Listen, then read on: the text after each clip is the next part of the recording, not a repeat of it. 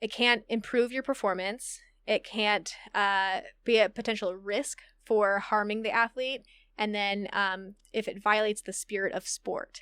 So those are the 3 criteria. If any substance meets 2 of those, then it's on that prohibited list. And so right now, CBD is not on that list. They've taken CBD off that list, but THC is still on there. Right. And so one of the interesting studies that has been done was that turns out if you just participate in any kind of like moderate physical activity for 40 to 60 minutes, it actually starts to stimulate your endocannabinoid system. And so that runner's high feeling is actually your endocannabinoid system. And so my theory for why people like to use cannabis before exercise is that like it hacks your that endocannabinoid system and gets you into that runner's high feeling earlier rather than like waiting for it to come naturally.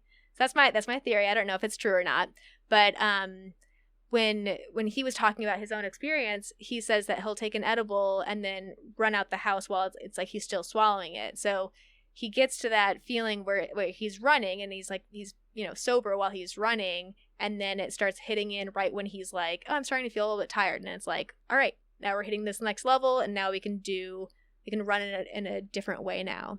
You're almost getting that boost. Instead of having to put in 45 minutes to get to that level, you're getting it at 20 minutes Exactly. in. Yeah. That's interesting. I didn't know that it activated those cannabinoid markers. Yeah. That's why you need the research, right? That's why you need people studying this, so you can say, hey, have you found any other research that shows there's a performance aspect included in it?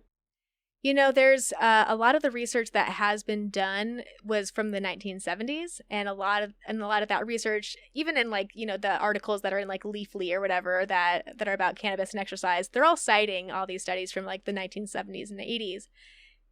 And a lot of that research was done with people using like less than 5% THC strains and smoking as the only method of administration, and they didn't really find any changes in performance necessarily. And so now that especially the folks in Colorado, they're starting to do some of that stuff where they're having people like run on a treadmill while they're under the influence, and then asking people like to rate their performance and like how fast do you think you went, and then compare that to like how they actually did. So comparing expectations with reality. And I think that is really fascinating, because sometimes I feel like, like let's say like, my climbing, for example, where I'm just like, I'm feeling strong today. Like I'm climbing really well. If I actually like looked at, what I did that day compared to if I was sober, is my performance actually better? Or is it just my perception that my performance is better? That's the big thing, right? Maybe you're just climbing at like 70%, but you're in your head, you're thinking, oh yeah, I'm crushing it. Like this is great. I've got this in the bag. Mm-hmm. And to a certain extent, like, does it matter? That's a good point, right? Well, I guess it matters in the sense of if you want to know about performance. If it does improve performance. But if you're just looking at it in the sense of your own experience and how you want that to play out, right? When you want to have a better experience each time you do whatever activity. Because totally. running sucks, especially running. And it's monotonous. And so if you could make that a little better, that's beneficial, even if it doesn't have the performance improvement. Yeah. So I guess there's like 2 kind of places you can go with that, where it's like, yes, everyone benefits from movement. So how can we make exercise more of an enjoyable experience for everyone? And so like it doesn't matter if your performance was actually better or not. Like if you felt better about your performance, that's awesome. That's going to make you want to participate in exercise more. But then on the other side of the performance aspect of it, like, yeah, there's still, athletes who get punished for using cannabis. And, the World Anti-Doping Association ruling on THC is still like, no, athletes cannot have this in their system if they want to compete on the world stage. And so that's where we actually really do need to do that research to see if it affects their performance, because it can actually change policy. And that's what I'm like long-term goal, like long-term kind of scary. Like if I'm really being real, like what I really want to do with this is kind of start to change some other sport policies. In the sense that you would bring in cannabis as a tool for them? not necessarily as a tool, but just have some definitive answers. For example, the World Anti-Doping Association, that's the standard for like in kind of like international competition. Like the Olympics is like the big one that uses WADA, and so to be on that list of the prohibited list for substances, it has to have it can't improve your performance. It can't be a potential risk for harming the athlete. And then if it violates the spirit of sport.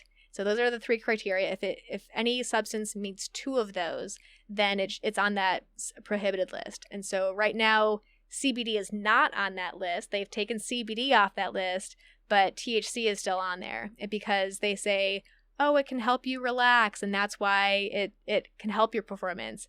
Or it helps you sleep, and that's why it can help your performance. It could potentially decrease your reaction time, so that's why it might harm your performance or be a harm for the athlete, or like, you know, the psychological harm potentially for people, you know, not having good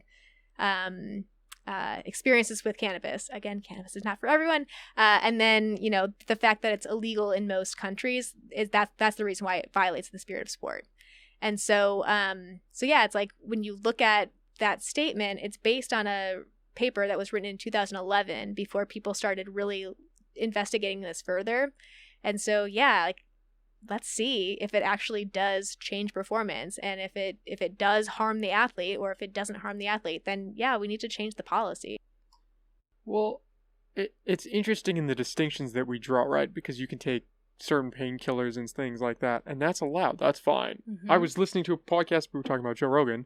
I was listening to him talk to Aaron Rodgers, and he was talking about how players were using, I think it was Percocets, mid-game. Yeah. And that was just okay.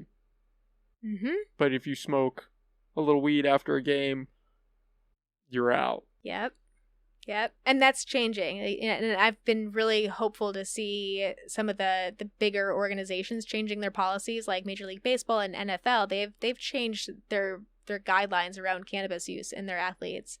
And the interesting one that's gone the other direction, though, is surfing, where I just learned this recently that surfers were actually like a huge reason why weed made it around the world, because they would they're like the original drug smugglers. They'd bring their weed like in their surfboards and like go to different countries and go surf, and then, you know, sell their weed to like make money to be able to survive this endless summer lifestyle. Oh, how funny is that? Right?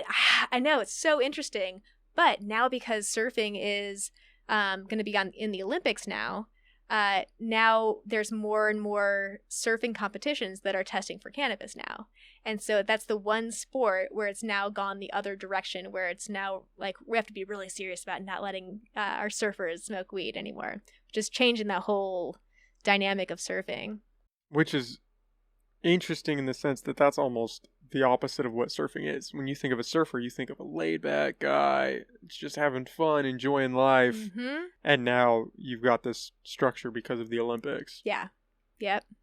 Do you remember when Michael Phelps smoked weed and that scandal dropped and it was like the world was on fire? Absolutely. I mean, he lost a lot of money from that, like huge sponsorship deals. And as a swimmer, like professional swimmers, like, they don't make money.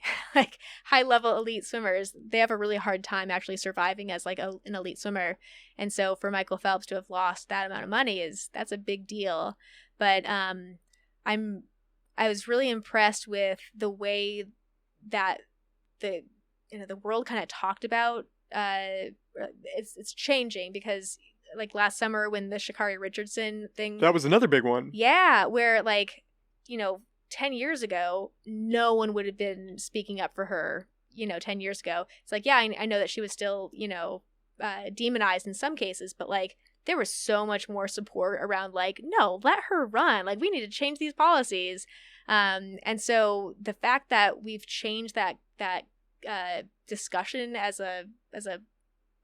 the media, going from the Michael Phelps, like, losing all your sponsorship to like, no, we need to stand behind this woman. Like, this is actually really fucked up that we don't let her run here. I think that's a huge step that we're making as a society.